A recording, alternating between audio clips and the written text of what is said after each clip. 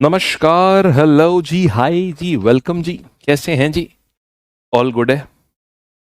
बताइएगा जरा। Is it all good now? बहुत अच्छी बात है। आइएगा, तो शुरुआत करते हैं हम आज के दिन की बढ़िया सी कहानी की शुरुआत करते हैं हम लोग। खूब बढ़िया बढ़िया चीजें हम लोगों ने अभी तक देखी हैं और इसी कड़ी में आगे भी हम लोग ऐसे ही बढ़िया बढ़िया चीजें जो है वो देखते रहेंगे।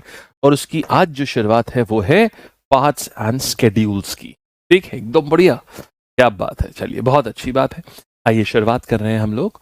देखिए, अभी तक हम लोगों ने जो चीजें पढ़ी हैं, तो we have done the sources. Guys ये बताओ, रिवाइज कर लिया ना अच्छे से? पहले ये बताओ, खूब अच्छे से रिवाइज करा है?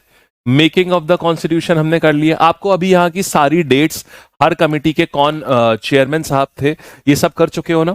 ध्यान देना, ये जो चीज होती है ना, ये आपको जितना ज्यादा बार रिवीजन करोगे, और एक गोल्डन रूल ऑफ रिवीजन याद रखना कि जब भी रिवाइज करोगे हमेशा पेज नंबर 1 से करोगे।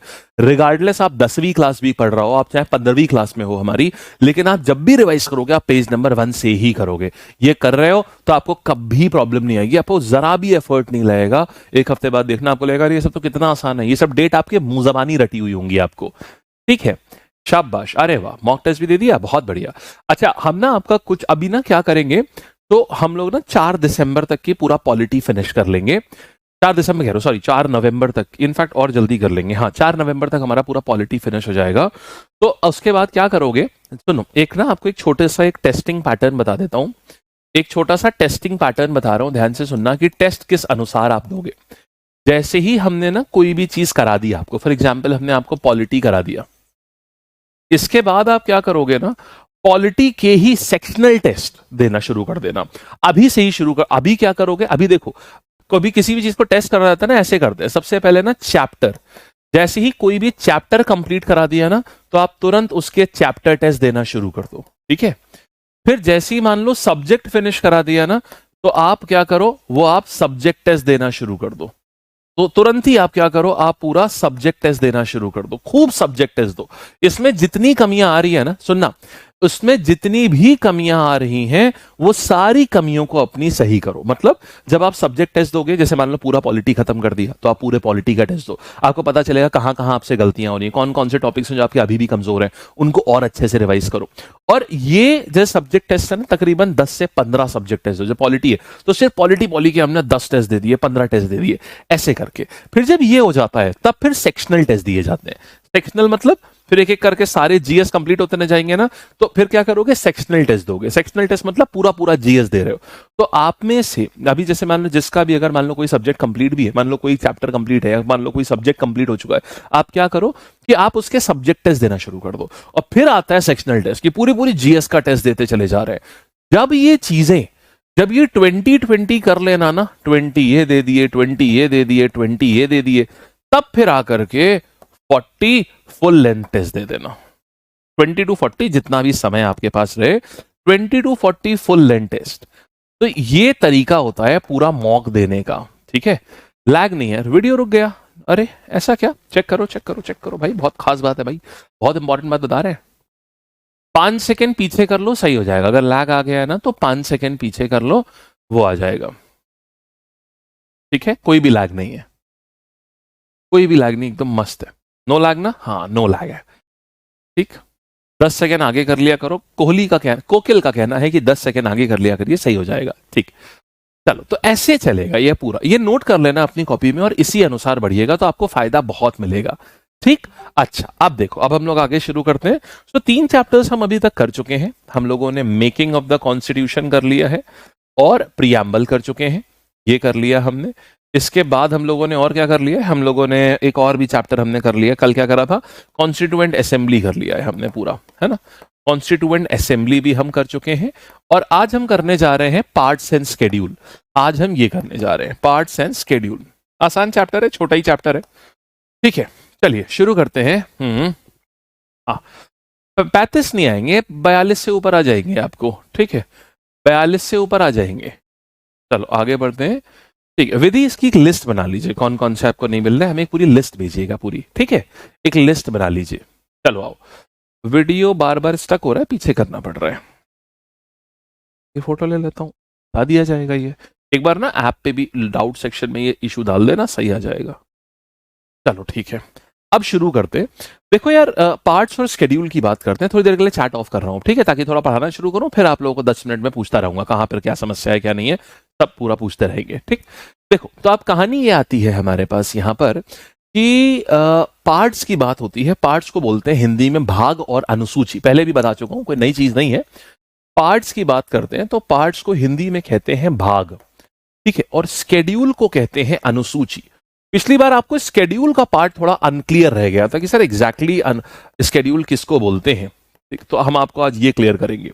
देखो, स्केड्यूल का मतलब ये नहीं होता है कि एक्स्ट्रा या मतलब detailed explanation of an article is called as schedule. नहीं, सुनना, जैसे मान लो एक जगह पर एक आर्टिकल लिखा हुआ है, फर्ज करिए 340 या 342 आर्टिकल है मान लो, ठीक है, जो हिंदी की बात करता है। मान लो एक हाइपोथेटिकल एग्जांपल दे रहा हूं, कोई इसको फिक्स मत मानिए कि ये एग्जांपल इसी चीज का। मान लो 342 एक आर्टिकल है जो कहता है भारत में, इंडिया में officially recognised languages, India to have some India to have some officially recognised languages, ठीक है। मान लो ऐसा लिखा हुआ है इस आर्टिकल में, मतलब इंडिया के पास इंडिया की कुछ ऑफिशियली रिकॉग्नाइज्ड लैंग्वेज होंगे। अब इसका अर्थ क्या होता है? ऑफिशियल लैंग्वेजेस या ऑफिशियली रिकॉग्नाइज्ड लैंग्वेज का मतलब ये होता है कि आप भारत सरकार को इस भाषा में आप चाहे तो पत्र भेज सकते हैं और भारत सरकार भी चाहे तो उस भाषा में आपको जवाब दे सकती है। अब मान लीजिए ऐसे आपने अपनी मर्जी से कोई आपने भाषा बना ली, जैसे अगर आपको याद होगा तो बाहुबली, आप याद है बाहुबली वो बोलता हूं बात से, तो ऐसे करके आप मान लीजिए आपने एक भाषा बना ली, उसमें आपने पत्र लिख दिया। अब ऐसे तो सरकार को नहीं ना समझ में आएगा कि आप क्या कहने की कोशिश कर रहे हैं, तो इसीलिए क्या है, सरकार ने पहले से बोल दिया है और आप बोलोगे हमने तो पत्र लिख दिया था भाई, तो इसीलिए सरकार ना कहती है कि हम रिकॉग्नाइज्ड भाषाएं, कुछ रिकॉग्नाइज्ड भाषाओं की सरकार ने लिख दिया कि ये ऑफिशियली रिकॉग्नाइज्ड भाषा है जिसमें हम पत्राचार कर सकते हैं। अब सुनो, तो अब यार अगर हमारे संविधान में ना ऐसी 22 भाषाएं हैं, अब 22 भाषाओं की सूची अगर मैं यहां पर डालूंगा तो यार वो तो फिर बड़ा देखने में अजीब लगेगा ना, कोहेरेंस खराब हो जाएगा। तो संविधान मेकर्स ने बोला देखो संविधान क्या एक प्रकार की किताब ही तो है, बोले यार एक किताब का ना फ्लो खराब हो जाएगा, तो ऐसे क्या करते हैं, ऐसी आर्टिकल जिनको एक लिस्ट की आवश्यकता है उनको उठा करके हम ना उन लिस्ट को उठा करके सबसे पीछे एक लिस्ट का सेक्शन बना देते हैं और यहां पर खाली नंबर डाल देंगे कि फलानी चीज जो है स्केड्यूल, इसको स्केड्यूल बोलते हैं, और फलानी चीज जो है वो स्केड्यूल 8 में लिखी हुई है। इसका मतलब जब भी होगा तो यहां लिख दिया रेफर स्केड्यूल 8, मतलब इस आर्टिकल में जो एक्स्ट्रा जो लिस्ट है वो कहां मिलेगी, जो यहां होनी चाहिए थी वो हमने सबसे आखिरी में जो 15 पन्ने या 10 पन्ने अटैच है उसमें से 8वें पन्ने पे लिखी है, मतलब जो आखिरी में 15 लिस्ट है उसमें 8वीं लिस्ट में लिखी हुई है। ये मतलब होता है स्केड्यूल का, ठीक है। तो उम्मीद है अब क्लियर हो गया होगा। तो इसका मतलब ये नहीं होता कि और deeper explanation of that article, it is the list related to that article is called as schedule, ठीक है। चलो, तो भाग की बात करते हैं। पहले कितने पार्ट होते हैं? जब संविधान बना था तो आर्टिकल मैंने आपको बताया है 395 आर्टिकल्स थे, 22 भाग थे और 8 स्केड्यूल थे। आज की बात करें सरकार तो हमारे पास में 25 भाग आ चुके हैं, माने 25 पार्ट्स आ चुके हैं। और ये 25 पार्ट में हमने ये भी बताया था कि ऐसा नहीं है कि पार्ट 23 नया ऐड हो गया है, जैसे 22 पहले थे, तो ऐसा नहीं है कि 23 पार्ट कोई आ गया है, कोई 24th पार्ट आ गया है, कोई 25th पार्ट हो गया। नहीं साहब, ऐसा नहीं है। होता क्या है, 22 है, 22A हो जाएगा, या बीच में 9 था, 9A 9B आ गया, तो बीच के जो पार्ट थे उनमें सब पार्ट जुड़ गए हैं, इसलिए ये 25 तक पहुंचा है। अब आइए हम लोग एक एक पार्ट और एक एक स्केड्यूल पढ़ लेते हैं।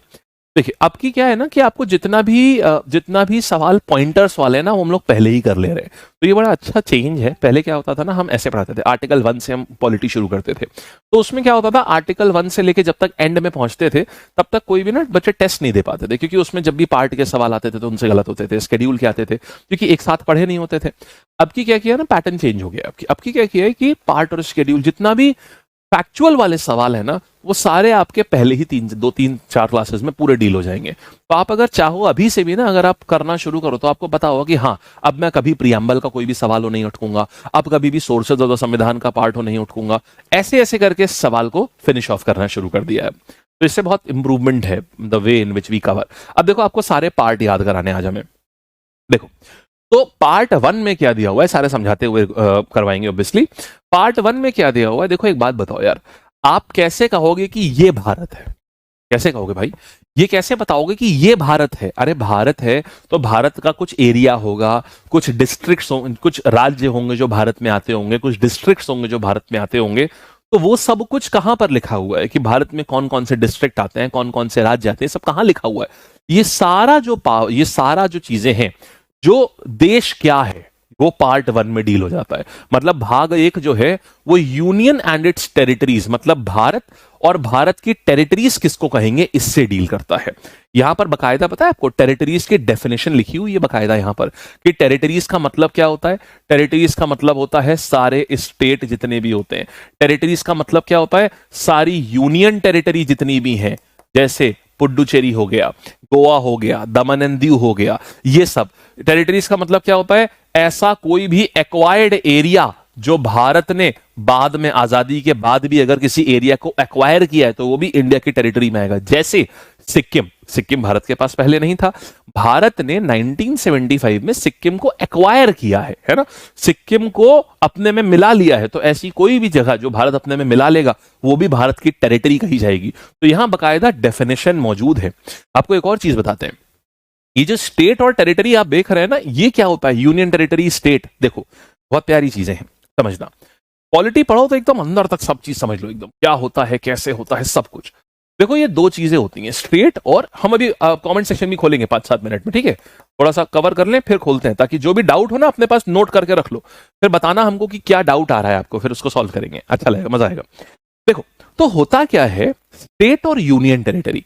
स्टेट का अर्थ क्या होता है, देखो स्टेट हमेशा ज्यादा अच्छा माना जाता है, स्टेट हमेशा ही ज्यादा बढ़िया होता है। क्योंकि स्टेट ज्यादा बढ़िया क्यों होता है, क्योंकि भाई स्टेट में ना फुल फ्लेजेड डेमोक्रेसी होती है। माने अगर स्टेट होगा तो स्टेट में इलेक्शंस होंगे, इलेक्शंस होंगे तो इसका मतलब क्या है कि वहां की जनता अपना राजा, मतलब अपने अपने जो उनके जो नेता हैं वो अपने रिप्रेजेंटेटिव को वो खुद चुनते हैं।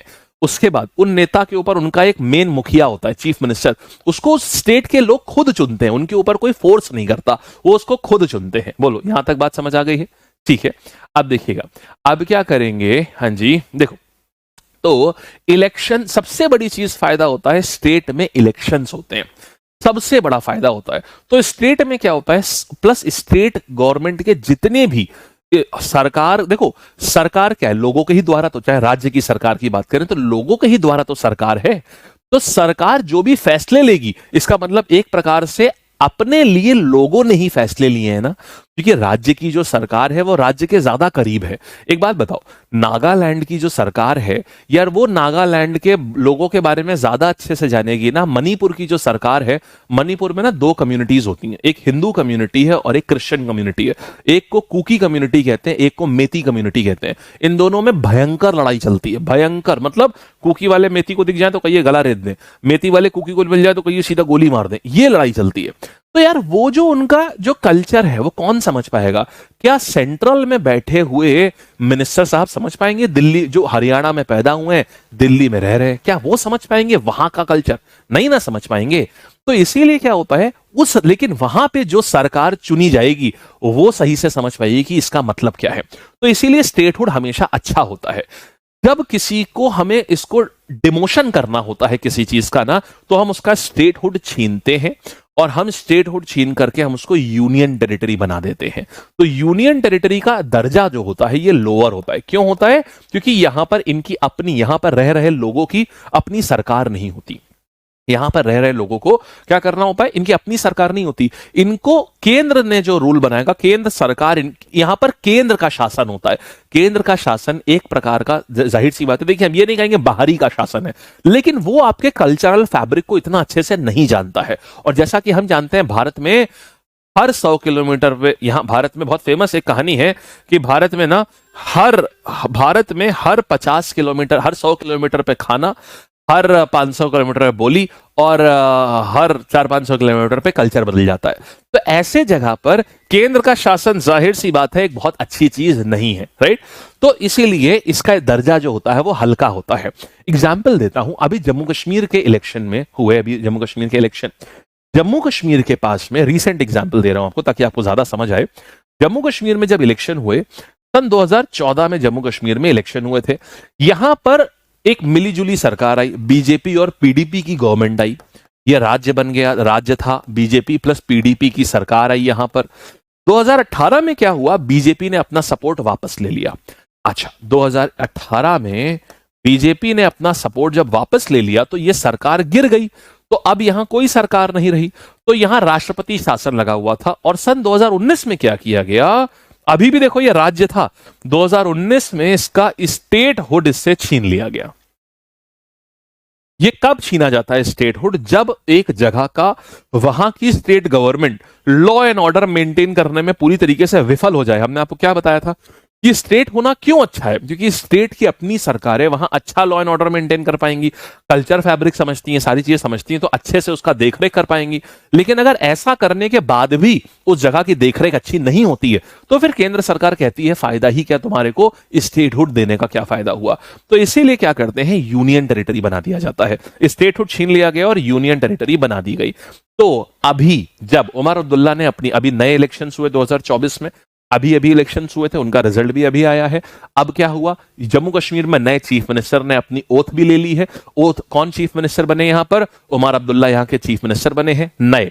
लेकिन दोस्त, ये चीफ मिनिस्टर जम्मू कश्मीर राज्य के नहीं बने हैं, जम्मू कश्मीर यूनियन टेरिटरी के बने हैं। तो आज भी जेएनके में, आज भी जेएनके जो है यहां के चीफ मिनिस्टर बने हैं उमर अब्दुल्ला।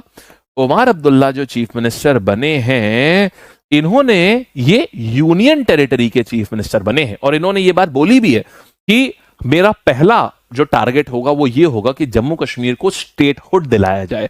स्टेटहुड दिलाया जाए का मतलब क्या है कि यहां पर इनको वापस से इनका स्टेटहुड रिस्टोर किया जाए। अभी यूनियन टेरिटरी है। अब आप कंफ्यूज होंगे, आप कहेंगे सर एक मिनट, आप तो कह रहे थे कि अपना चीफ मिनिस्टर खाली स्टेट में चुन सकते हैं।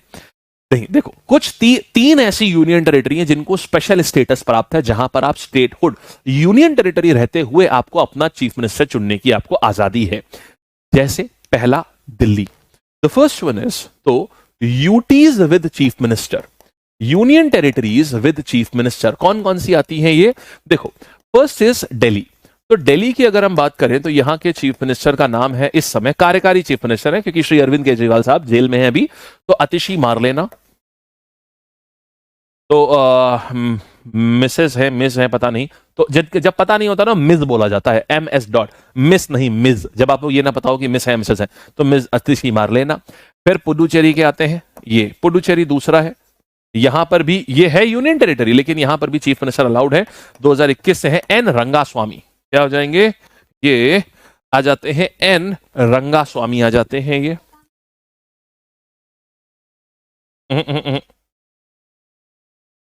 N रंगास्वामी, ठीक है। पुडुचेरी हो गया। तीसरी चीज हमारे पास क्या आती है, दिल्ली हो गया, पुडुचेरी हो गया, फिर हमारे पास क्या आता है, अब JNK हो गया। तो ये तीन ऐसी यूनियन टेरिटरी हैं जो कि ये तीन यूनियन टेरिटरी है जहां पर चीफ मिनिस्टर होते हैं। यहां पर कौन आ जाएंगे, उमर अब्दुल्ला, उमर अब्दुल्ला, ठीक है। तो ये हो गए, समझ गए।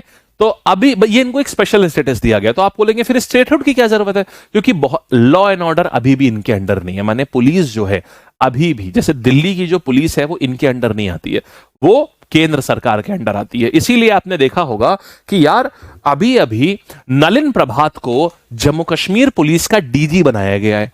नलिन प्रभात को DG बनाने का फैसला किसने लिया है, नलिन प्रभात एक बहुत ही ज्यादा समझ लीजिए सबसे ज्यादा ड्रेडेड, मतलब सबसे ज्यादा खतरनाक IPS ऑफिसर हैं।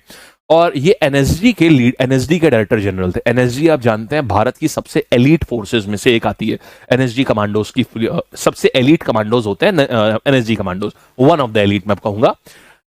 एक NSG कमांडो के DG को पुलिस का DG बनाया गया है। क्यों, क्योंकि वहां पर राज्य में चीफ मिनिस्टर बनने वाले थे उमर अब्दुल्ला। सरकार को लगा यार कि यहां पर लॉ एंड ऑर्डर की व्यवस्था बिगड़ सकती है, तो अब क्या, इसीलिए क्या किया गया, नलिन प्रभात को, माने पुलिस इनके अंडर नहीं आती है। अगर ये स्टेट बन जाएगा तो पुलिस भी जम्मू कश्मीर की इन्हीं के अंडर आएगी, उमर अब्दुल्ला के अंडर आ जाएगी। समझ गए आप, ये है पूरी कहानी। तो ये सारी चीजें, जो टेरिटरी का मतलब समझे कि स्टेट क्या होता है, यूनियन टेरिटरी क्या होती है, ठीक है। चलिए शाबाश। अच्छा, if we are changing, Ravi आपका सवाल है, if we are changing the name of the state or territory, then the alternation has to be made to the constitution when the names of the state written. Well, कुछ चीजों में ऐसा बोला गया है कि आपको नाम में कुछ चीजों को बोला गया है कि वहां पर अगर आप बदलाव करते हैं तो उसको संवैधानिक बदलाव नहीं माना जाएगा। जैसे स्टेट का नाम बदलना, उसको संवैधानिक नाम नहीं बोलते हैं, संवैधानिक बदलाव नहीं बोलते हैं। ये स्पेसिफिकली लिखी हुई है ये बात। ठीक है रवि, आपका सवाल हालांकि अच्छा था आपका सवाल। चलिए आइए आगे बढ़ते हैं, यहां तक हो चुका है गाइस। ये क्लियर है ना? तो आर्टिकल 1 से 4 में जितनी भी बातें यूनियन एंड इट्स टेरिटरीज से रिलेटेड है, राज्यों का एक्वायर होना, राज्यों का नाम बदलना, राज्यों को डिवाइड करना, ये सब किस में मेंशन्ड है? आर्टिकल 1 से 4 तक में मेंशन्ड है। आई होप ये सब अच्छे से क्लियर है। भारतीय, आपका सवाल है, president may make regulation for peace and progress of good government all the union territories except, ये स्टेनो का फिर इसी से रिलेटेड कुछ। अच्छा, president may make regulations for the peace, progress and good governance of all the union territories expect, except या expect, ये एसएनपी भाई क्यों है, क्या ये भी इसी से रिलेटेड है कुछ? हाँ, तो जितने भी यूनियन टेरिटरीज में जितना भी रूल होता है वो माना जाता है it is being governed by the president of India and उनके बिहाफ पर लेफ्टिनेंट गवर्नर रूल करते हैं, ये मतलब होता है इसका। ठीक है, चलिए इनके एग्जाम में पूछा टोटल आर्टिकल 448, अगर ऑप्शन दिया हुआ है तो, नहीं दिया है तो 395। ठीक है, प्रेसिडेंट रूल में क्या होता है वो हम बाद में आएंगे, जब स्टेट इमरजेंसी पढ़ाएंगे तब बताएंगे ये सब चीजें। यूटी क्यों बनाई जाती है? यूटी इसलिए बनाई जाती है, जैसे समझो गोवा की बात करते हैं। गोवा को ना हमने आजादी दिला ली थी 1961 में, पोर्टुगीज से गोवा, पोर्टुगीज को भगा दिया था गोवा से। लेकिन यार समझो आज भी वहां, लेकिन समझो 1961 में पोर्टुगीज रह रहे हैं, हमने क्या किया, ऑपरेशन विजय के तहत हमने सारे पोर्टुगीज को भगाया वहां से। लेकिन वहां की जो जनता रह रही है भाई, पोर्टुगीज वहां पर 400 साल से रह रहे थे, 500 साल से। तो आपको क्या लगता है कि पोर्टुगीज की वहां गोवा की जो जनता है वो इंडिया को फेवर करेगी? नहीं, जाहिर सी बात है, 500 साल से रह रहे हैं पोर्टुगीज वहां पर, वो उनको फेवर करेगी। तो वहां की जनता और अगर हमने वहां पर स्टेट बना दिया तो वो अपना सीएम ऐसा लेकर के आएंगे जो प्रो पोर्टुगीज होगा, राइट? तो इसीलिए क्या करते हैं, जब किसी को यूनियन टेरिटरी बनाते हैं तो 10 साल, 15 साल, 20 साल, जब तक वहां के लोगों का एक अलीजियंस, मतलब वहां के लोगों का एक भरोसा जब तक भारत पे ना बन जाए, तब तक हम उसको यूनियन टेरिटरी रखते हैं। समझ गए? जम्मू कश्मीर में क्या हुआ, जब हमने आर्टिकल 370 हटा के जम्मू कश्मीर को पूरी तरीके से अपने भारत में मिलाया, अभी भी वहां के बहुत सारे ऐसे लोग थे जिनका एलिजियंस जो था इतना प्रो इंडिया नहीं था। मैं ये नहीं बोलूंगा एंटी इंडिया था या प्रो पाकिस्तान था, ये नहीं कहूंगा, लेकिन इतना प्रो इंडिया नहीं था। क्योंकि कई, जैसे बुरहान वानी, हम उसको टेररिस्ट मानते थे, वहां पर वो फ्रीडम फाइटर माना जाता था, राइट? तो क्या है, यूनियन टेरिटरी अगर वो लोग अपनी सरकार चुनेंगे, लॉ एंड ऑर्डर अपने हाथ में ले लेंगे, तो पुलिस भी उनकी होगी। माने सोचिए, हमने फुल फ्लेजेड ऐसे लोगों को जो इंडिया का, जितने प्रो इंडिया लोग नहीं है, उनको एक फौज थमा दी है। आप समझ रहे हैं इसका मतलब? इसलिए यूनियन टेरिटरी बनाई जाती है, पहले स्टेटहुड नहीं दिया जाता है। जब यूनियन टेरिटरी को 10 साल, 15 साल, 20 साल हो जाते हैं, जब वो देखते हैं कि हाँ यार इंडिया की ही सरकार हमारे लिए सब कुछ कर रही है, तब जाकर के उसको स्टेटहुड दिया जाता है। जैसे गोवा को 1987 में दिया गया, तकरीबन 25-26 साल बाद स्टेटहुड दिया गया। समझ गए अच्छे से? चलिए शाबाश। श्वेता, ऑल गुड है? चलो अब आगे बढ़ेंगे भाई, बस अब आगे बढ़ते हैं। सर ये सीएम किसको रिपोर्ट करते हैं और क्या स्टेट में इनके ऊपर कोई भी होता है? जी हाँ रश्मि, इसमें होता है लेफ्टिनेंट गवर्नर होते हैं। अब मैं बताता हूं, आगे चलो।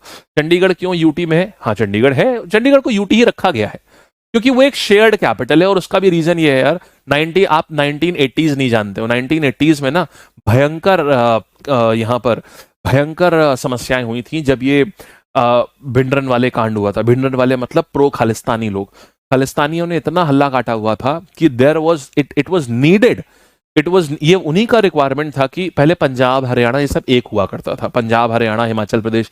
पंजाब को लैंड ऑफ 5 रिवर्स बोलते हैं। कहाँ है वो 5 नदियां? वो हिमाचल प्रदेश की 5 नदियां थी। लेकिन था क्या कि वहां पर ये था कि पंजाबी स्पीकिंग लोगों को एक बिल्कुल अलग देश चाहिए। तो सरकार ने क्या किया, भाई देश नहीं दे पाएंगे, तुम एक राज्य ले लो। तो 1966 में क्या किया, एक राज्य दे दिया गया पंजाब।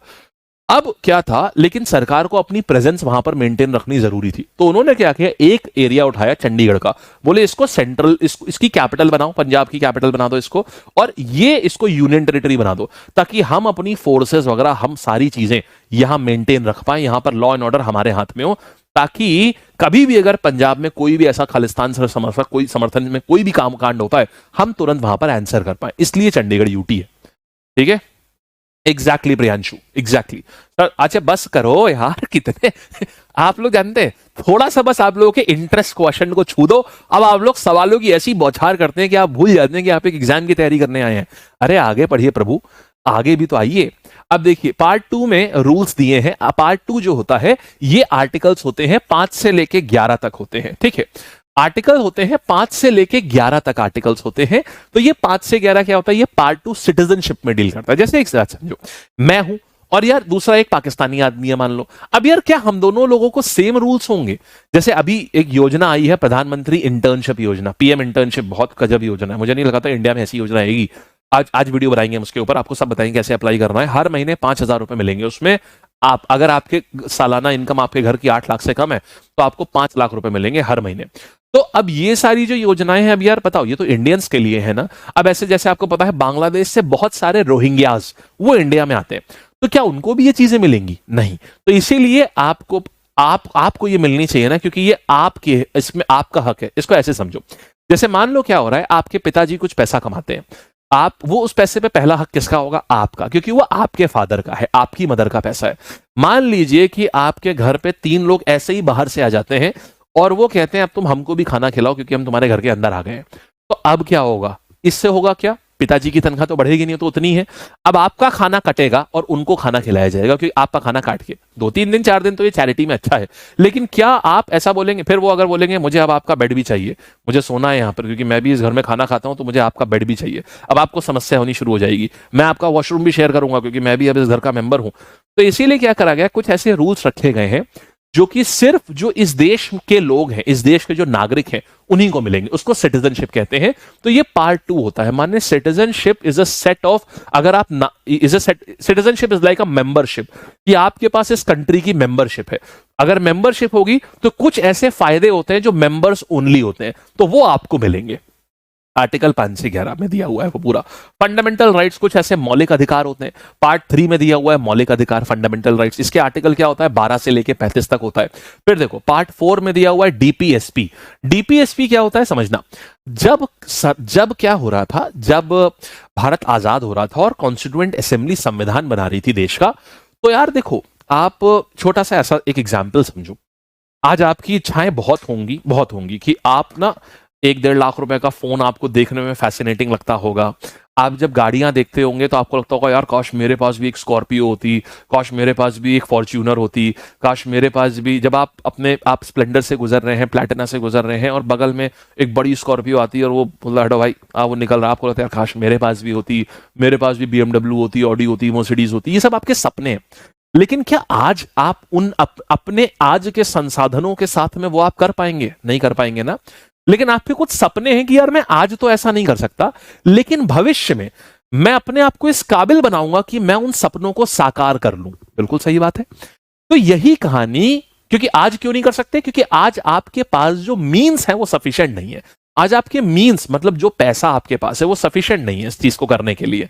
तो यही कहानी बिल्कुल ऐसी भारत सरकार के सबके पास होती है। यही समस्या सबके पास होती है। जब भारत आजाद हुआ तो भारत में इतना पैसा नहीं था उस समय कि हम सारी चीजें कर पाए। उस समय भारत की इकोनॉमी टूटी पड़ी थी। एक बात बताओ, जब इकोनॉमी टूटी पड़ी हुई है तो हम पहले अपने को बचाएंगे या हम पहले जानवरों को बचाने जाएंगे? सोच के देखो। हम पहले अपने को बचाएंगे, अपने घर वालों को बचाएंगे। यानी पहला हमारा फोकस था कि सिटीजन्स को जो भूखमरी से मर रहे हैं, हमारे लोग जो भूखमरी से मर रहे हैं, उनको बचाया जाए। तो हमने सारे लॉज ऐसे बनाए, सारी योजनाएं ऐसे बनाई जो पीपल सेंट्रिक योजनाएं थी। लेकिन जरूरी यह था कि जो भविष्य की सरकारें हैं वो ऐसे लॉज बनाएं जो एनवायरमेंट सेंट्रिक हों, जो एनिमल सेंट्रिक हों, जो हमारे में खान पान से ऊपर, क्योंकि खान पान के पीछे ही तो अर्ली मैन भी पड़े हुए थे। लेकिन उसके बाद एक सिविलाइजेशन अगर आनी है तो जरूरी यह है कि आगे की जो सरकारें हैं वो आपस में ब्रदरहुड का ऐसी पॉलिसी बनाए जिसमें आपस में ब्रदरहुड प्रमोट हो, सेक्युलरिज्म प्रमोट हो। तो इसके लिए इन्होंने क्या किया, अब समझोगे तो समझ आएगा। उन्होंने डायरेक्टिव मतलब होता है निर्देश देना। डायरेक्टिव प्रिंसिपल मतलब कुछ प्रिंसिपल्स लिख दिए आगे आने वाली सरकारों के लिए कि जब भी तुम आगे तक के लिए गाइडिंग लाइट बोल दी। इन्होंने क्या किया, 36 से 51 तकरीबन, ये सारे तो नहीं है, ये 10 है लगभग, तो 10 से 11 है, 11 डीपीएसपी लिख दिए, मतलब 11 प्रिंसिपल्स लिख दिए कि आगे आने वाली सरकारों तुम जब भी कोई लॉ बनाना ये ध्यान रखना कि इन चीजों के ऊपर जरूर लॉ बनाना। ये 11 चीजें, उसमें क्या था, जानवरों के लिए लॉ बनाना, फॉरेस्ट के लिए लॉ बनाना। तो आपने देखा ना वाइल्ड लाइफ प्रोटेक्शन एक्ट आई थी 1972 में, राइट? क्यों आई थी? क्योंकि डीपीएसपी में लिखा हुआ था, मतलब जो काम सरकारें उस समय नहीं कर पाई उन्होंने ये लिख दिया कि यार आगे वाली सरकारों आप लोग कर लेना, तो उसको बोलते हैं डीपीएसपी, डायरेक्टिव प्रिंसिपल, मतलब दिशा निर्देश दे रहे हैं हम आपको किस चीज के, स्टेट की पॉलिसी बनाने को। अब ये भी ध्यान रखो, यहां जो वर्ड स्टेट आया है ना, देखो ये स्टेट जो वर्ड है ये होता क्या है यार, स्टेट का मतलब ना पॉलिटी में राज्य नहीं होता है, मतलब राज्य होता भी है और नहीं भी होता है। तो स्टेट का मतलब यहां पर देश से है, मतलब ऐसी स्टेट का मतलब यहां पर संस्था से, ये स्टेट का मतलब जो भी इसको चला रहा है, चाहे वो केंद्र की बात हो चाहे राज्य की बात हो, तो स्टेट में सब आ जाता है। स्टेट में केंद्र भी आ गया, राज्य सरकार भी आ गई, सब कुछ आ गया, सरकार के जो इंस्टीट्यूशंस हैं वो भी आ गए। तो जब भी वर्ड स्टेट लिखा हो ना, तो ऐसा कंफ्यूज मत होना, अनलेस और अनटिल वो एग्जैक्टली राज्यों की बात कर रहा है, वो आपको पता चल जाएगा कि कब राज्य की बात कर रहा है। तो स्टेट का मतलब यहां कंट्री भी होता है, ठीक है। तो जब ये बोल रहा है directive principle of state policy, माने देश जब अपने बेटरमेंट के लिए जब पॉलिसी बनाएगा, तो वो सारा सब कुछ पार्ट 4 में लिखा है, आर्टिकल 36 51। अब देखो मैं कह रहा था ना 22 से जब 25 करा गया तो सब पार्ट जोड़े गए एबीसी करके। ये देखो 4A लिखा हुआ है 4A को क्या बोलते हैं, 4A को बोलते हैं फंडामेंटल ड्यूटीज बोलते हैं, ये हो गया। पार्ट 5 क्या होता है, पार्ट 5 में द यूनियन लिखा है, इसके आर्टिकल भी याद रखने होंगे आपको। फंडामेंटल ड्यूटीज पार्ट 4 है, इसका आर्टिकल भी देखो 51A। अब समझे कैसे 395 से 448 हुए हैं, ये एक एक्स्ट्रा आर्टिकल आ गया। फिर यूनियन में क्या दिया हुआ है, प्रेसिडेंट दिए हुए हैं, प्रेसिडेंट दिए हुए हैं, प्राइम मिनिस्टर दिए हुए हैं, काउंसिल ऑफ मिनिस्टर्स। आप इसमें पढ़ोगे president, prime minister, council of minister, cabinet minister, हम एक एक चीज आपको डिटेल में बताएंगे। फिर इसके बाद यहां पर फिर आप पढ़ोगे यहां पर लेजिस्लेटिव, लोकसभा क्या होती है, राज्यसभा क्या होती है, अटॉर्नी जनरल ऑफ इंडिया क्या होते हैं, ये सब इसमें पढ़ाया जाता है। इसके तुरंत बाद आ जाता है द स्टेट, मतलब गवर्नर, चीफ मिनिस्टर, स्टेट के काउंसिल ऑफ मिनिस्टर, स्टेट के कैबिनेट मिनिस्टर, स्टेट की विधानसभा, स्टेट की विधान परिषद, ये सब आपको यहां पर इसमें मिलती है पार्ट 6 में। एग्जाम में एग्जैक्टली पूछा जाता है, बताओ पार्ट 6 में क्या दिया हुआ है, ठीक है। चलिए, तो पार्ट 5 में क्या दिया है, तो 5 होता है यूनियन, 6 होता है स्टेट। फिर इसके बाद यहां पर क्या जाता है, पार्ट 7 आ जाता है, the states in part B of first schedule. अच्छा, अब ये क्या होता है ये बताता हूं। देखो ये आपसे पूछा नहीं जाता है 7 वाला, होता क्या है, पहले ना जब भारत बना था तो भारत ऐसा नहीं था कि यहां पर 28 राज्य हैं, 8 यूनियन टेरिटरी हैं। बाय द वे आज के टाइम पर हमारे पास में 28 राज्य और 8 यूनियन टेरिटरी हैं, ठीक है। तो पहले जब बना था ना, तो पता है कैसे था, पूरा भारत जो था वो ऐसे था, एक भारत 4 हिस्सों में रखा गया था। पार्ट ए था, ये स्टेट थे इंडिया के, part A, part B, part C, part D. India 4 parts में था, बस ऐसे था। फिर 1956 में क्या हुआ, ये सारे पार्ट्स को एबॉलिश करा गया। 1956 सोचो, कोई आंध्र प्रदेश, कोई तमिलनाडु, कोई ऐसा कुछ नहीं होता था, बस ये 4 पार्ट हुआ करते थे बस, और इसमें कुछ कुछ कुछ कुछ एरिया आया करता था। फिर इसको एबॉलिश करा गया 1956 में, और यहां पर अब 14 स्टेट्स बनाए गए, समझे, 14 स्टेट्स और 6 यूनियन टेरिटरी। तो तब ये आया है, तो इसीलिए क्या है, अब देखो क्योंकि अब ये पार्ट भी एबॉलिश ही कर दिया गया था, तो इसका आर्टिकल भी हटा दिया गया है। आपको मेनली एग्जाम में ना यहां तक पूछेगा, ये पूछेगा, फिर आगे भी आएगा, बताता हूं आगे कहां से पूछेगा। फिर आते हैं और आगे, फिर पार्ट भाई, हाँ, फिर पार्ट 8 आता है, यूनियन टेरिटरीज किस पे दिया है, वेरी इंपॉर्टेंट, पार्ट 8 में दिया है। पार्ट 9 में क्या होता है, देखो पार्ट 9 में होता है पंचायत, बहुत पूछा जाता है ये, इसके आर्टिकल देखना। 243 था पहले खाली, लेकिन हमने इसमें बहुत एडिटिंग करी, हमने इसमें तो एडिटिंग करके हमने क्या क्या ऐड करा, 243 A B C D E F G H I J K L M N O तक की। तो हमने इसमें तकरीबन क्या किया, लगभग 16 आर्टिकल और ऐड करे। ये आर्टिकल सिर्फ 243 हुआ करता था, अब समझ रहे हो कैसे 395 से हम 448 तक पहुंचे।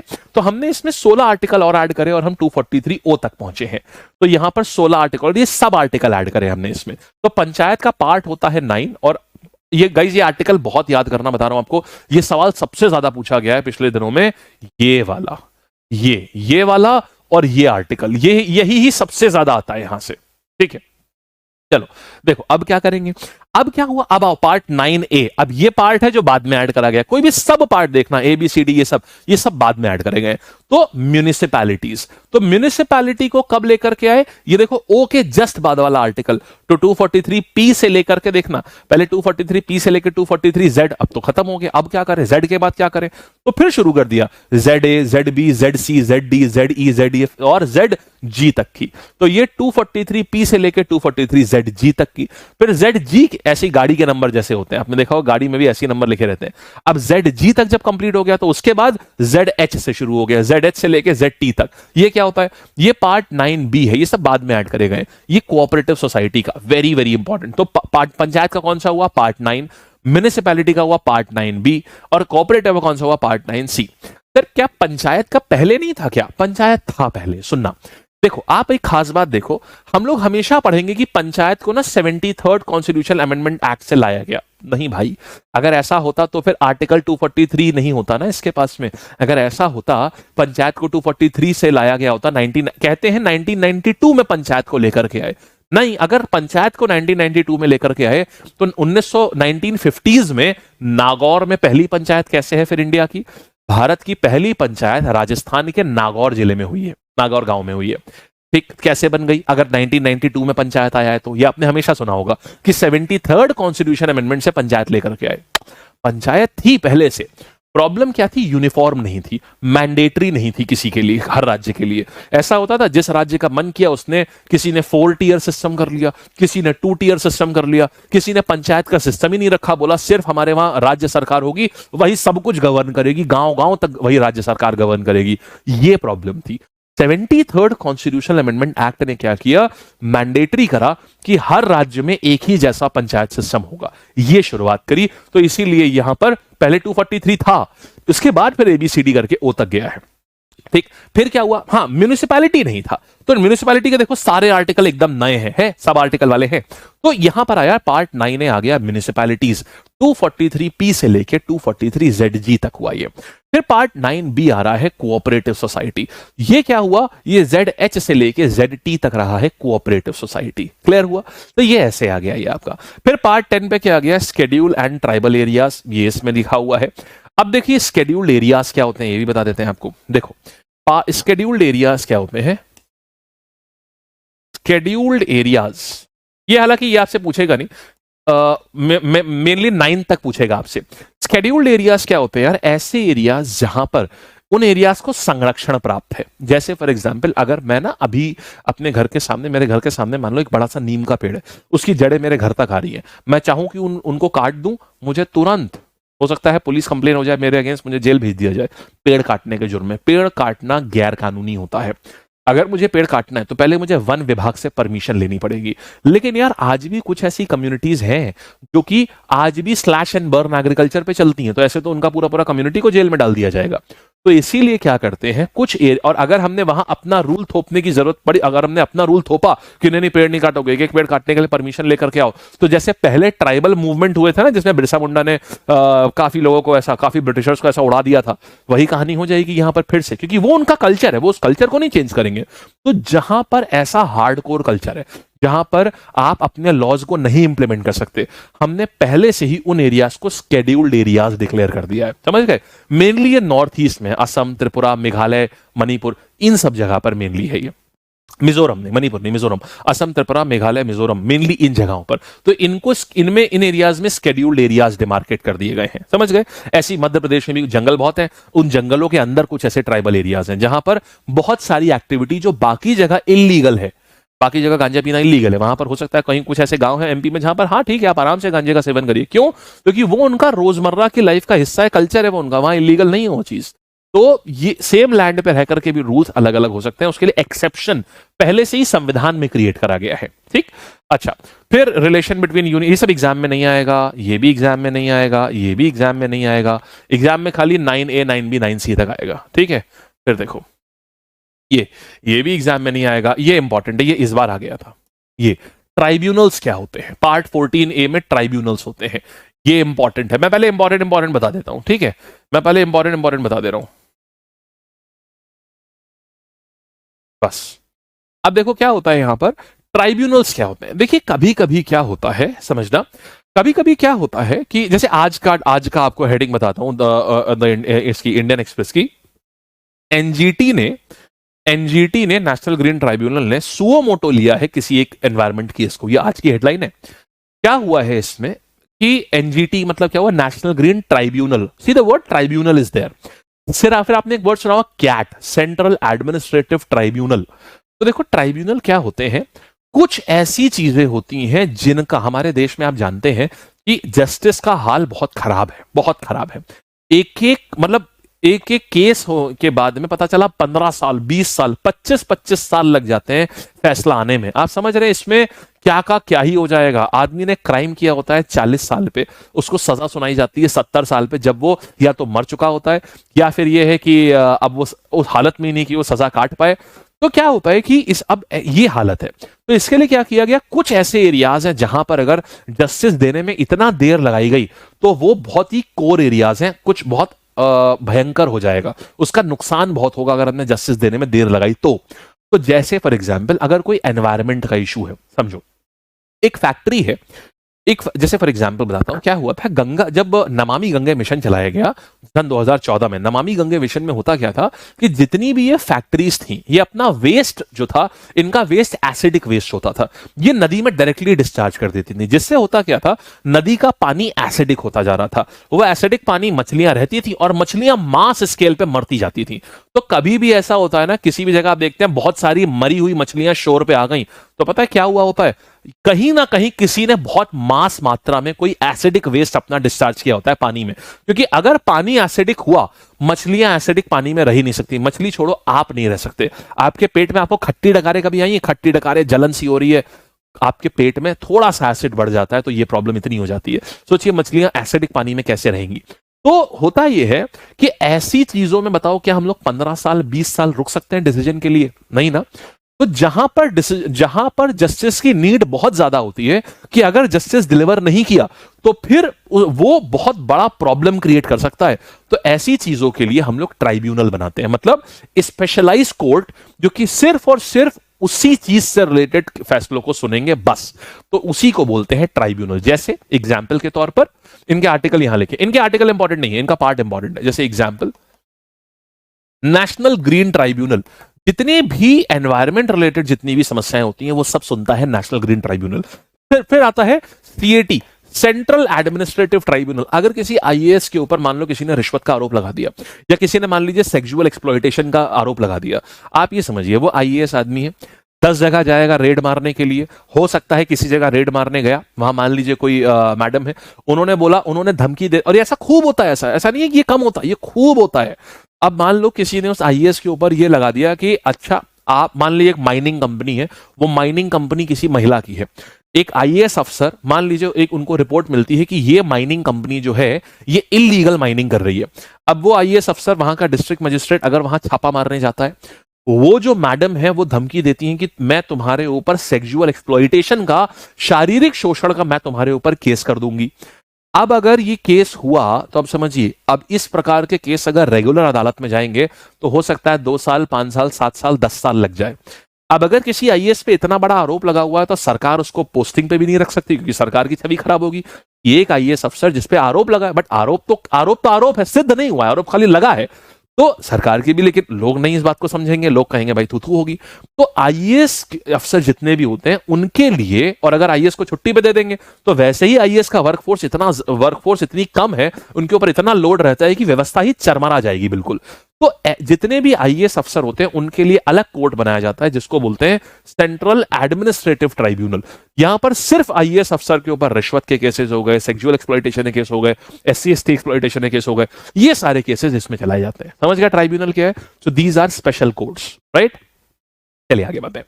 तो फिर देखो, अच्छा, फिर इलेक्शंस के सारे पार्ट 20 में दिए हुए हैं। ऑफिशियल लैंग्वेज भारत की कौन सी होगी? वैसे हिंदी और इंग्लिश, ये 2 ही भाषाएं हैं। रिकॉग्नाइज्ड भाषाएं 22 हैं, बट ऑफिशियल भाषाएं जो है भारत की वो 2 हैं, हिंदी तथा अंग्रेजी। अब इसकी भी बात सुनिए क्या है।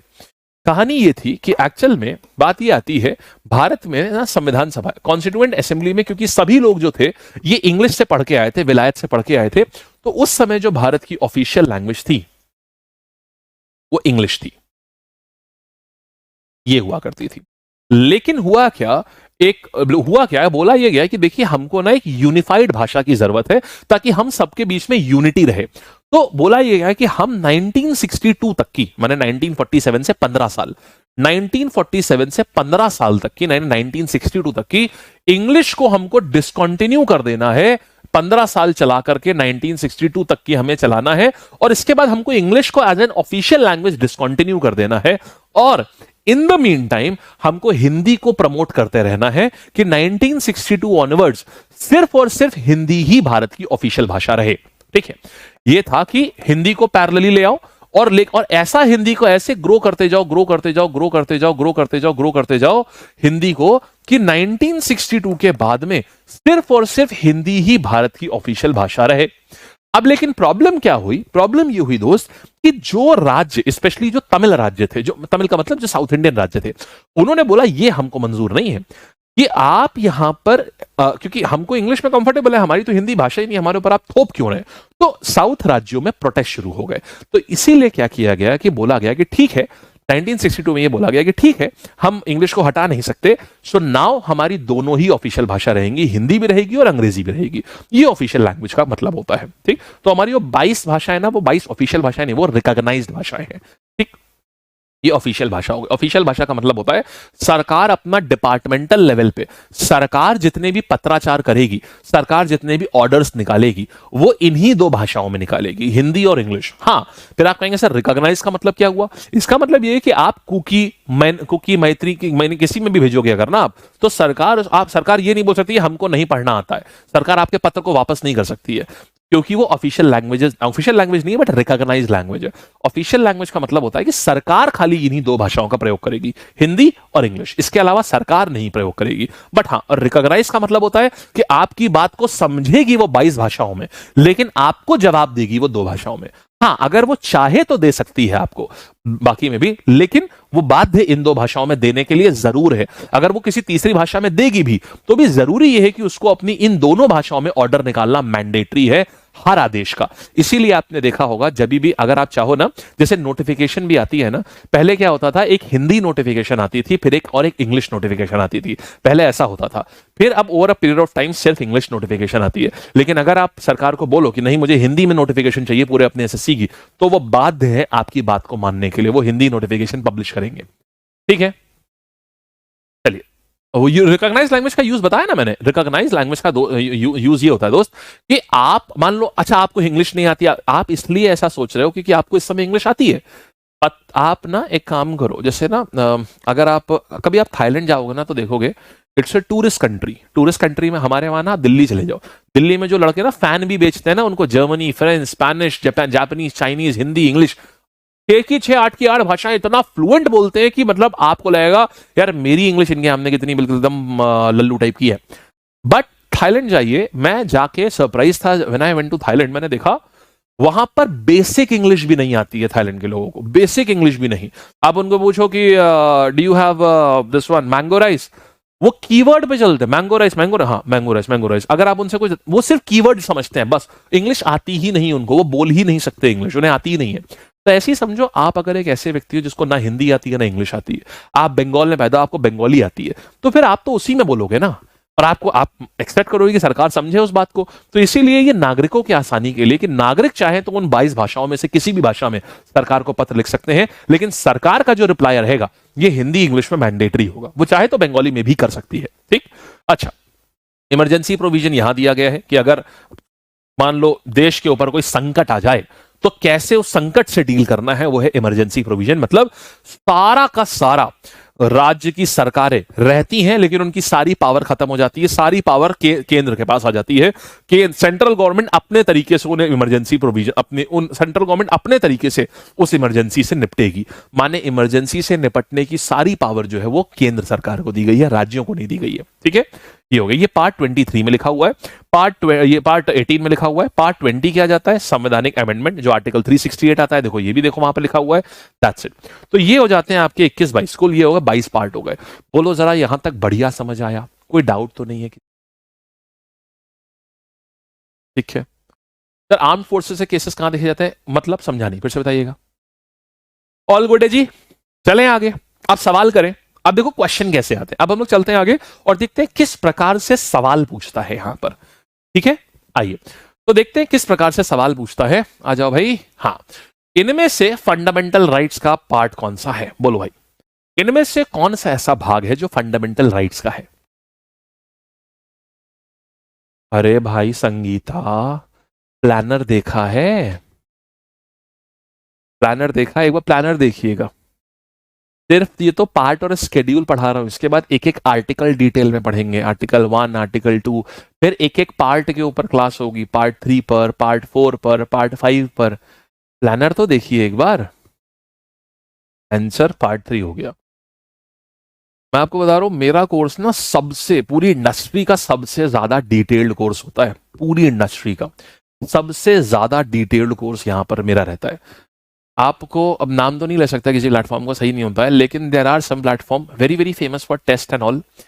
तो वो 200 घंटे में ना उनका पूरा सिलेबस खत्म हो जाता है। उसमें वो करंट अफेयर भी पढ़ा लेते हैं, स्टैटिक जीके भी पढ़ा लेते हैं, एडवांस भी पढ़ा लेते हैं, अरिथमेटिक भी पढ़ा लेते हैं, सारे सब्जेक्ट ऑफ जीएस भी पढ़ा लेते हैं, कंप्यूटर भी पढ़ा लेते हैं, और इंग्लिश भी पढ़ा लेते हैं, और रीजनिंग में वर्बल नॉलेज सब पढ़ा लेते हैं 200 घंटे में। और मैं आपको बताऊं, मेरा ना सिर्फ 150 घंटे से 200 घंटे का सिर्फ जीएस होता है। उत्कर्ष सर का सिर्फ 150 घंटे का सिर्फ मैथ्स होता है। बरखा मैम का लगभग 100 घंटे का सिर्फ इंग्लिश होता है। सतमिल मैम का रहता है 80-100 घंटे का सिर्फ रीजनिंग। हमारा होता है लगभग 600-700 घंटे का हमारा प्लानर होता है पूरा। तो इतना डिटेल्ड हम लोग पढ़ाते हैं। चलो अच्छा, rule of law, equality before law, दोस्त वो आर्टिकल 14 को इतना डिटेल में समझाऊंगा, मजा आ जाएगा, बट वो आर्टिकल 14 पे पढ़ेंगे। रूल ऑफ लॉ और equality before law, that is an article 14, उस पर समझेंगे, ठीक है। आओ, कौन सा पार्ट है संविधान का जो यूनियन एग्जीक्यूटिव जहां पर होते हैं? यूनियन वाला कौन सा था और स्टेट वाला कौन सा था? याद करो। शाबाश, बहुत बढ़िया, क्या बात है। अरे रे रे रे अरे वाह, क्या बात है Shivani, that looks good, thank you so much, that means a lot. आओ अच्छा, फिर देखते हैं, बहुत बढ़िया बहुत बढ़िया, ठीक है। तो अभी क्या करेंगे, पार्ट 5 हो चुका है। Which part of the constitution of India contains provision for union executive? Part 5।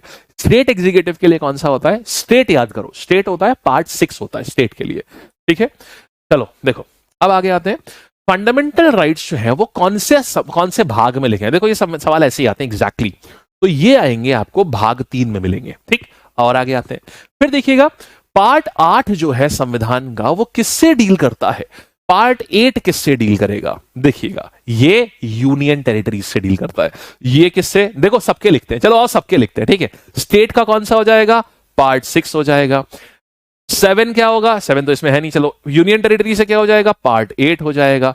Panchayat का क्या होगा? पार्ट 9 हो जाएगा। और म्युनिसिपैलिटी का, भाई साहब धोखे से भी 10 मत लिख दीजिएगा, ये 9A हो जाएगा, ठीक है। और 9B किसका होता है? कोऑपरेटिव का होता है, ठीक। शाबाश यार, वेरी गुड। आइए, प्लानर कहां से होता है? आपके उसी पे दिख जाएगा। आप जैसे ही अपना बैच खोलोगे ना, उसमें प्लानर होगा, उसमें एक एक दिन किस दिन कौन सा टॉपिक पढ़ाएंगे, क्या करेंगे, किस दिन किस टॉपिक का टेस्ट होगा, ये सब लिखा है। लाइव प्रैक्टिस किसकी कराएंगे, सब लिखा है, आगे तक की पूरी डिटेल लिखी है। आपको अगर अपने उसमें ना मिले ना, तो उसमें मिल जाएगा बहुत आराम से। अभी मैं दिखा भी दूंगा, इनफैक्ट यहां पर दिखा दूंगा अभी मैं आपको प्लानर कहां होता है, ठीक है। ओ तेजस, कोई बात नहीं यार, ऑफिस में इतना पढ़ ले रहे हो, यही बड़ी बात है ना। सोचो, ये सोचो ना कि ऑफिस में बाकी सब लोग कमाने के लिए पढ़ रहे हैं, आप कमाते कमाते पढ़ रहे हैं, तो ये अपने अपने इसके अपने फायदे हैं, ठीक है। संगीता, डाउट में डाल दीजिए, डाउट सेशन में, एप्लीकेशन पे डाउट सेशन में डाल दीजिए। कौन सा पार्ट है भारतीय संविधान का जो सेंटर स्टेट रिलेशन जिसमें मेंशन्ड है? तो सेंटर स्टेट रिलेशन किसमें मेंशन्ड है? पार्ट 6 में, 11th में, ये या 12th में? देखो यार, पार्ट 12 सेंटर स्टेट रिलेशंस, पूछा, ये तो एग्जाम का सवाल हो गया यार। पार्ट 4 में तो नहीं है, देखो ये तो पता है हम लोगों को। एक मिनट, ये आर्टिकल तो गलत लिखा है, 227 तो होता नहीं है, अच्छा एग्जाम में ही गलत आया है। पार्ट 4 हो गया, ये प्रीवियस ईयर क्वेश्चन है, क्योंकि पार्ट 11 और पार्ट 12, पार्ट 10, तो सेंटर स्टेट रिलेशन किसमें आ जाएगा? आओ भाई देखना पड़ेगा, ये तो हमको भी नहीं याद है। Part centre state relation, part यहां पर आते हैं, सेंटर स्टेट रिलेशन, ओ पार्ट 11 में, हाय हाय हाय, क्रॉस लगाया हुआ है, देख रहे हो, क्रॉस लगाया हुआ है। आ जाओ, पार्ट 11 पढ़ लो भाई सारे ही। फिर हमने आपके आराम के लिए लगाया था कि ज्यादा नहीं पूछता है, हाँ ज्यादा नहीं पूछता है, एक ही बार पूछा है, बट फिर भी पूछ तो लिया ही है वो। तो अब आपको फिर सारे देख ही लो, क्यों रिस्क लो, वैसे भी 22 हैं, एक दिन में एक पार्ट भी याद करोगे ना तो भी याद हो जाएगा, ठीक। चलो आओ आगे आते हैं। ये हो गया, ये हो गया, ये हो गया, ये हो गया, ये हो गया। यहाँ इनमें से कौन सा यूनियन पब्लिक सर्विस कमीशन का, यूपीएससी या कौन सा होता है? This is very interesting. See, तो पार्ट 14 जो होता है वो यूपीएससी का होता है, पार्ट 15 जो होता है वो इलेक्शन कमीशन का होता है। तो पार्ट 14 क्या हुआ? ये हो गया यूपीएससी। आपको अभी याद नहीं होगा, अभी आप घर जाओगे आराम से याद करोगे तब याद होगा, अभी नहीं याद होगा आपको ये आप घर जाके आराम से याद करना। अभी मैं इसका सवाल नहीं करा रहा हूं, मैंने दिखा दिए कैसे है, थोड़े बहुत करा दिया, आपको आइडिया लग गया।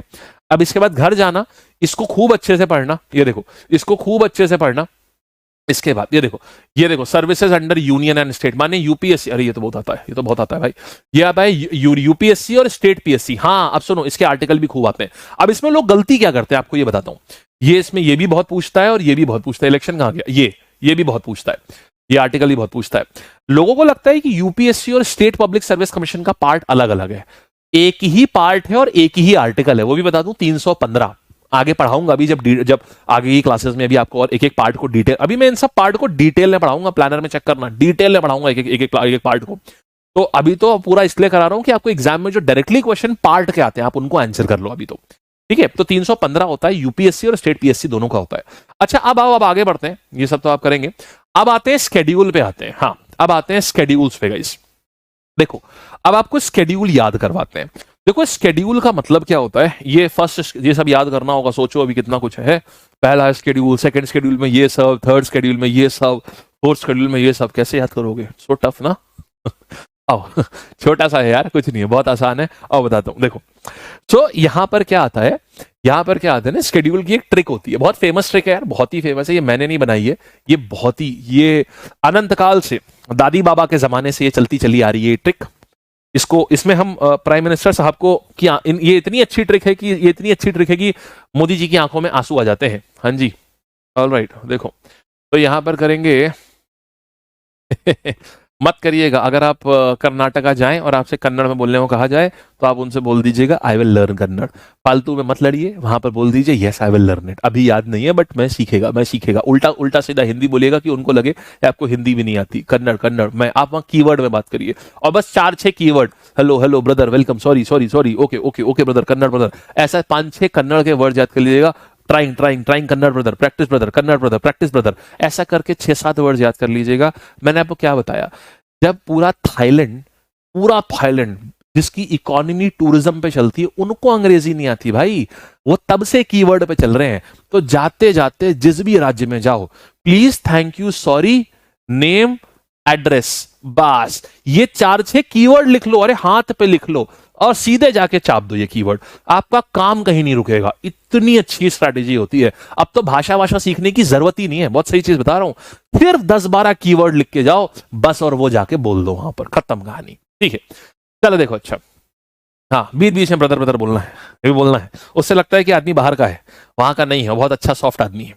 चलिए अब देखिएगा यहां पर यहां पर क्या करेंगे, शेड्यूल की बात करते हैं। देखिए ये ट्रिक इतनी पुरानी है कि यहां प्राइम मिनिस्टर की आंखों में भी आंसू आ गए, इसको देख करके प्राइम मिनिस्टर की आंखों में भी आंसू आ गए, माने टीयर्स आ गए, ठीक है, टीयर्स आ गए किसके, ऑफ पुराने पीएम के, अभी के नहीं, अभी वाले मोदी जी रोते होते नहीं है, मोदी जी रोते होते नहीं है, तो ये पुराने पीएम की आंखों में आंसू आ गए। यही है आपके स्केड्यूल की शॉर्ट ट्रिक। कैसे है देखो देखो कैसे है। तो जो फर्स्ट वाला है, सुनना, तो जो फर्स्ट वाला है आर्टिकल 368 में क्या कॉन्स्टिट्यूशन अमेंडमेंट है उर्वशी, कि कॉन्स्टिट्यूशन को कैसे अमेंड करना है, वो आर्टिकल 368 में लिखा हुआ है। देखो ये होता है, इसको बोलते हैं टेरिटरी, इसको बोलते हैं क्या, इसको बोलते हैं अपन टेरिटरी, मतलब स्केड्यूल 1 में सारी टेरिटरीज के लिस्ट लिखी हुई है, ठीक है, कि सारे राज्यों के नाम लिखे हुए हैं, ये लिखा हुआ है टेरिटरी। फिर ई का मतलब होता है, स्केड्यूल 2 में लिखा हुआ है एमोल्यूमेंट्स। अच्छा एमोल्यूमेंट्स क्या होता है सर, इतनी अंग्रेजी तो नहीं आती हमको। देखो भाई, एमोल्यूमेंट्स का मतलब होता है कि आप जो है, आपको सैलरी वैलरी जो है ना, ये देखो यहां स्केड्यूल 2 में हो, जितनी भी सैलरी एंड एमोल्यूमेंट, माने जितने भी तनख्वाह और जितने भी आपको फायदे मिलने हैं ना, प्रेसिडेंट को, प्राइम मिनिस्टर को, गवर्नर को, ये सब, मंत्री जी को, ये सब किस में लिखा हुआ है, अब आपको याद रहेगा, उसको बोलते हैं एमोल्यूमेंट्स, ठीक। फिर ए का मतलब होता है अफर्मेशंस, ओथ एंड अफर्मेशंस। तो ओथ एंड अफर्मेशंस मतलब कौन किसके सामने कसम खाएगा, किस चीज की ओथ खाएगा, ये सब लिखा हुआ है इसमें। फिर आर में क्या लिखा हुआ है, आर में लिखा हुआ है यार, इसमें कहते हैं राज्यसभा की सीटें, जैसे उत्तर प्रदेश से कितनी सीटें होंगी, राजस्थान से कितनी सीटें होंगी, डिपेंड करता है ना, पॉपुलेशन के आधार पर सीटें होती हैं, हर राज्य से बराबर सीटें थोड़ी ना होती हैं। गोवा के देखो यार, गोवा 1/10 भी नहीं है यूपी के साइज का, बट सीट भी अलग अलग होंगी ना, ऐसा तो है कि नहीं यूपी से भी उतनी सीटें और गोवा से भी उतनी सीटें, ऐसा नहीं हो सकता ना। तो राज्यसभा की जो सीट्स हैं किस राज्य से कितनी होंगी वो यहां लिखा रहता है, राज्यसभा सीट्स वो यहां लिखा रहता है। फिर देखो एस का मतलब क्या होता है यहां पर, ये क्या आ जाएगा, इसको बोलते हैं स्केड्यूल्ड एरियाज, जो मैंने आपको ऑलरेडी बताया था कि देश के कौन कौन से राज्यों में कौन कौन से एरियाज हैं जिनको हमने स्केड्यूल्ड एरियाज की लिस्ट में डाला हुआ है। फिर आया यहां पर ये कंसेप्ट ने स्केड्यूल्ड एरियाज का पहले ब्रिटिशर्स लेकर के आए थे government of India act of 1935 में। उनको लगा कि यार कुछ एरियाज अभी इतने पिछड़े हैं कि अगर हमने वहां पर अपना कोई भी रूल लाने की कोशिश करी तो वहां के जो बंजारे हैं या वहां के जो ट्राइबल्स हैं वो हमें मार देंगे। तो इसीलिए उन्होंने अपनी एक्ट में एक वो वर्ड डाल दिया स्केड्यूल्ड एरियाज, मतलब वो एरियाज जहां पर रूल्स एंड रेगुलेशन नहीं लागू होने हैं। वहीं से फिर हमने वर्ड उठा लिया ये स्केड्यूल्ड एरियाज, समझे, ये हिस्ट्री है इसकी। अच्छा आगे आइएगा। अच्छा ओ का मतलब होता है अदर स्केड्यूल्ड एरियाज। अब अदर में कौन कौन से आते हैं, other scheduled areas, other scheduled areas, ठीक है। अब ये क्या आता है, अदर स्केड्यूल्ड एरियाज में क्या आता है, इसके ये कौन कौन से होते हैं, एटीएमएम, एटीएमएम माने, एटीएमएम माने असम, त्रिपुरा, मेघालय, मिजोरम, ठीक है। मणिपुर नहीं बोलना, क्यों, कैसे याद करोगे, मणिपुर नहीं है। देखो ये है अदर स्केड्यूल्ड एरियाज, मतलब पिछड़े हुए एरिया। अरे भाई मणिपुर के में तो नाम में ही मनी है, जिसके पास मनी है वो क्या पिछड़ा हुआ होगा, कभी नहीं होगा, इसीलिए मणिपुर यहां नहीं आएगा, ठीक है। शाबाश, लैग हो रहा है आज काफी, अच्छा हो गया, शाबाश। तो ऐसे करके आप ना याद कर सकते हैं इसको बढ़िया से, ठीक है। चलो very good, no no lag, बहुत बढ़िया। दीपायन ऐसा लग रहा है सैटेलाइट में तो नहीं बैठे हुए हो यार, ये बताओ।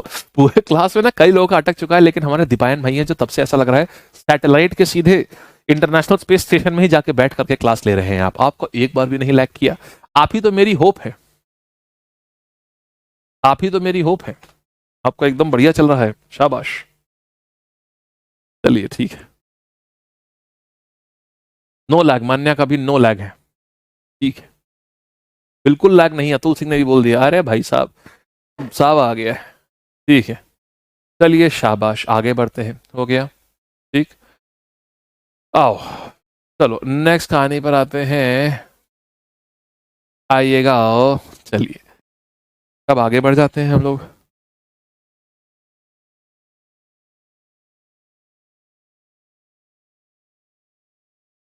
हाँ आओ, मक्खन स्मूथ चल रहा है, अरे वाह, आपका बार बार कमेंट सेक्शन जा रहा है। अच्छा विजया, ये वाली प्रॉब्लम जो है ना, आप लोगों को जो भी ऐसी प्रॉब्लम आया करे ना, आप लोग ना एप्लीकेशन के अंदर मैं दिखा देता हूँ, जिनको ना कंसिस्टेंटली ऐसा इशू आता है ना, एक दो बार पे मत करना। मैं आपको बताता हूँ कल क्या था ना, कल क्या हुआ, बहुत ही मतलब कैसी कैसी समस्याएं होती हैं। जैसे ना मेरे पास कोई प्रॉब्लम आती है तो मैं उसको उठा करके ना सीधा जो हमारे हेड ऑफ प्रोडक्ट होते हैं मैं उनको भेजता हूँ सीधा। तो अब उनको भी लगता है कि भाई डायरेक्टर साहब से आया है तो बड़ी चीज़ है, तो वो सारे काम छुड़वा करके पूरी टीम को उसको रिजॉल्व करने में लगा देते हैं। आज ना बड़े दिनों बाद उन्होंने मुझसे एक बात बोली कि सर आपसे एक बात कहूँ, डरते हुए कह रहे थे, उन्हें लगा पता नहीं क्यों डर रहे थे। मैंने बोला अरे बताइए। तो बोले कि सर आप जो प्रॉब्लम्स भेजते हैं ना, इसमें से 10 में से 9 प्रॉब्लम्स वेग होती हैं, जेन्यून ही नहीं होती। कैसी प्रॉब्लम है, और यूजर्स के मैसेज इतने बड़े बड़े होते हैं कि सर 15 दिन से कोई रिप्लाई नहीं आ रहा है, मेरा नंबर नहीं, मैं यूज नहीं पढ़ नहीं पा रहा हूँ। पता चला जब टीम कॉल करती है पता चलता है कि वो सिंपल से यूजर कहता है सिंपल सा इतना, अरे अच्छा ओ मैंने ये वाला नंबर रजिस्टर नहीं किया था, अच्छा मैं भूल गया हूँ, खत्म बस। उसका पूरा प्रोडक्ट वहीं होता है, सब कुछ वहीं होता है। फिर कि मैं ई बुक मेरी कोई मुझे ई बुक नहीं दिख रही है कहीं पे, मैं खोल नहीं पा रहा हूँ, ई बुक मेरी सब बंद हो गई है। जब देखा, जब कॉल कर रहे हैं तो पता चल रहा है कि अच्छा ओ ई बुक इधर वाले फोल्डर में है, अच्छा ठीक है, वो मैंने देखा नहीं था, मैं टेस्ट वाले फोल्डर में ही देख रहा था। तो उन्होंने मुझसे एक चीज बोली, सर इसको अगर ना ऐसा रखें कि जो भी प्रॉब्लम है ना वो ऐप पे ही आने दीजिए, आप मत भेजिए, क्योंकि आपके भेजने से क्या होता है ना कि पूरी टीम सिर्फ उसी काम में लग जाती है। फिर क्योंकि आपके लेवल पे अगर आपके लेवल से कोई प्रॉब्लम आ रही है तो हम लोग उसको सबसे प्रायोरिटी पे देखते हैं, और फिर वो 10 में से 8 केसेस जेन्यून नहीं निकलते हैं। वो ऐसे निकलते हैं कि यूजर का वजह अरे हमने तो देखा ही नहीं। तो इसीलिए आप लोगों को बता रहा हूँ क्या करिए, मुझे उनकी बात सही लगी कि यार बात तो सही है। देखिए आप क्या करिए, जो आपका ये जो एप्लीकेशन है ना, जैसे ये एप्लीकेशन हमने खोला, लॉगिन है, ठीक है। खोला। अब क्या करना है, इसी में ही ना आप ना यहां पर देखोगे डाउट सेक्शन है, डाउट में जाओगे, अगर ऐप रिलेटेड इशू है, इसमें बना हुआ है ऐप इशू है किसी प्रोडक्ट में लेकर के, यानी प्रोडक्ट इशू है या कोर्स इशू है। प्रोडक्ट इशू का मतलब बुक इशू, अगर कोई बुक इशू है या कोर्स इशू है। ऐप इशू, बुक इशू या कोर्स इशू जो है, आप अपनी फील्ड सेलेक्ट कर लीजिए, आपका काम हो जाएगा। ठीक है, तो ये चीज जो है आप इस तरीके से सो करेंगे तो आपका काम हो जाएगा, बेहतर रहेगा आपका। ठीक है, तो आप अपना जो भी किसी का कमेंट ऑफ हो गया ना, वो इस तरीके से करिए तो चीज हो जाएगी। ठीक, चलो। हाँ, वो वाईटी पर कमेंट करते हैं, पूरा दिमाग उधर चला जाता है। आओ।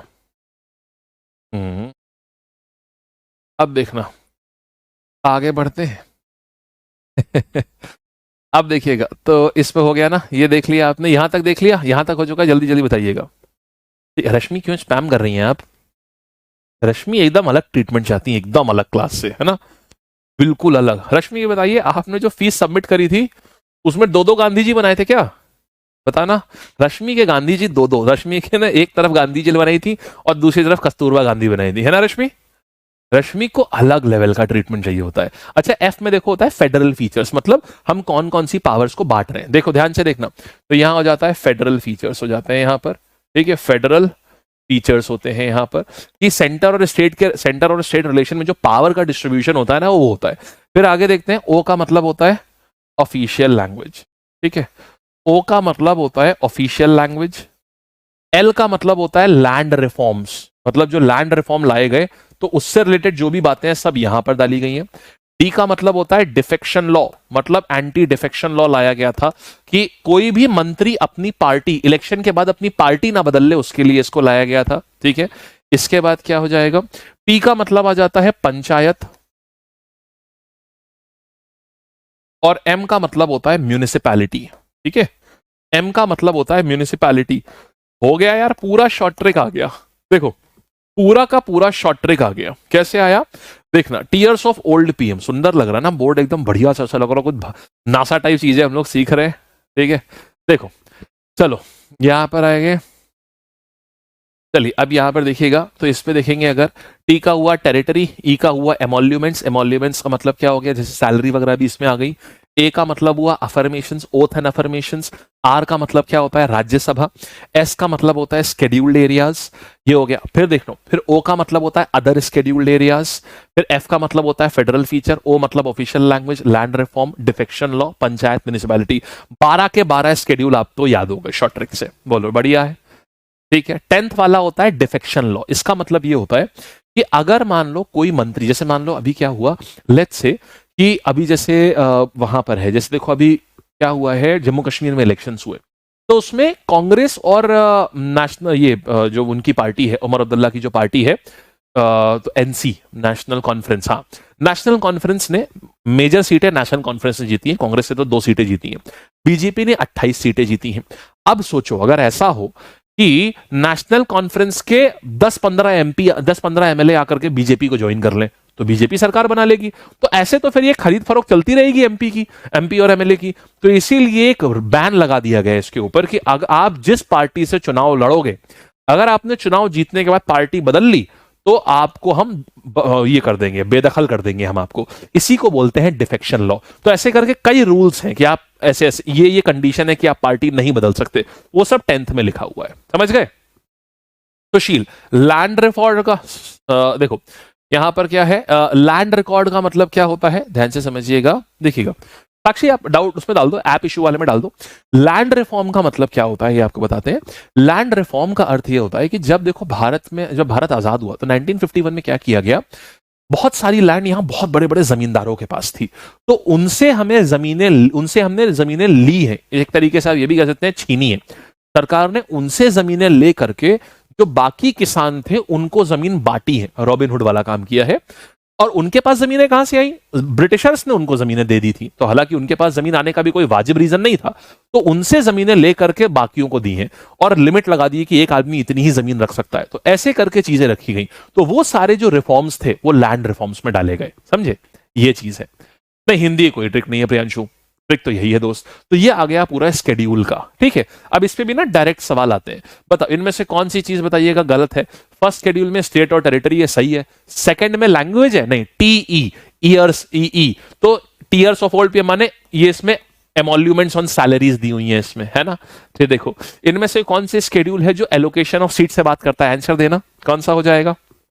आंसर तो कौन सा हो जाएगा, आर बोले तो राज्यसभा, ये आ गया, फोर्थ हो गया हमारे पास में, है ना। शाबाश यार। चलो क्लासिकल लैंग्वेज अलग है, classical language is entirely different, उसको मत कंफ्यूज होइए इसमें, सिर्फ रिकॉग्नाइज और ऑफिशियल पे रही है अभी। फिर देखिएगा सिक्स्थ शेड्यूल जो है वो ट्राइबल एरियाज, कहां के ट्राइबल एरियाज की बात नहीं करता है, वो असम की बात करता है, त्रिपुरा की करता है, मेघालय। मैंने आपको बताया था मणिपुर के तो नाम में ही मनी है, जहां इतना पैसा वो पिछड़ा हुआ कैसे हो सकता है, आंसर मेरा ये हो जाएगा। समझ गए, बढ़िया से, एकदम मजेदार तरीके से आया, बढ़िया लगा, ऑल गुड है। चलो जी गाइस, तो अब हम चलते हैं, टाटा करते हैं, बाय बाय करते हैं, बहुत मजा आया। मैं आपको बताऊं, मैंने सोचा था ये क्लास, पता है क्योंकि इसमें सिर्फ शेड्यूल और पार्ट्स थे, मैंने सोचा था ये क्लास ना 30-35-40 मिनट की होगी, लेकिन आप लोगों के साथ इतना मजा आता रहा, हम लोगों ने एक एक पार्ट को डिस्कस किया डिटेल में कि उस पार्ट में क्या होता है, किस चीज का मतलब क्या है, कोई चीज कैसे आई, हर चीज का एग्जाम्पल देखते हुए करा, तो क्लास कब 1.25 घंटे की होगी पता ही नहीं चला। चलिए, तो इट वॉज वंडरफुल, बहुत मजा आया, फिर से करेंगे हम लोग अगली बार में, ठीक है।